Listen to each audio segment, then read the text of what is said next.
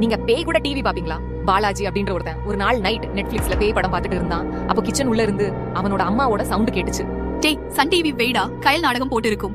போமா, நாடகம் எல்லாம் போர் அடிக்கும், வந்து பேய் படம் பாரு, நல்லா இருக்கு. எப்போ பாரு பேய் படம் தான் பாத்துட்டு இருக்க, அந்த பேய்க்கே போர் அடிச்சிடும்டா. ரெண்டு பேரும் பேசிட்டே இருக்கும்போது டிவில இருந்து வித்தியாசமா ஒரு சவுண்ட் கேட்டுச்சு. என்னன்னு பார்த்தா டிவி உள்ள இருந்து ஒரு பேய் வெளியே வந்துச்சு.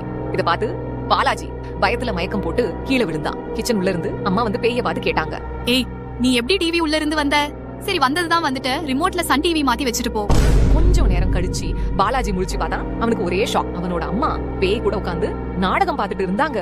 என்னடா நடக்குது இங்க அப்படின்னு யோசிச்சான். நாடகம் பார்த்து முடிச்ச அப்புறம் பேய் பாலாஜி பார்த்து சொல்லுச்சு, இந்த நாடகம் எனக்கு ரொம்ப பிடிச்சிருக்கு.